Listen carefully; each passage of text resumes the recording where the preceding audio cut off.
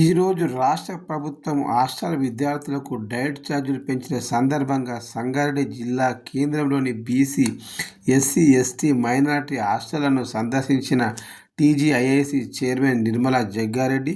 ఈ సందర్భంగా బీసీ హాస్టల్లో విద్యార్థులతో కలిసి నిర్మలా జగ్గారెడ్డి, అదనపు కలెక్టర్ మాధురి మరియు అధికారులు భోజనం చేశారు. వారికి బాగా చదువుకోవాలని సూచించిన టీజీఐఐసీ చైర్మన్ నిర్మలా జగ్గారెడ్డి.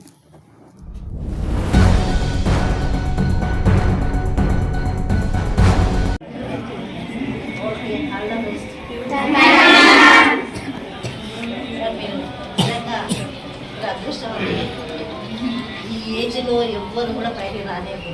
మా అప్పుడు హాస్టల్ కానీ ఉండకుండే హాస్టల్ అసలు ఎప్పుడో ఒకటో రెండు ఉంటుండే జిల్లా మొత్తాన్ని, కానీ ఎక్కడ హాస్టల్లో పంపేయకుండా ఆడపిల్లలు.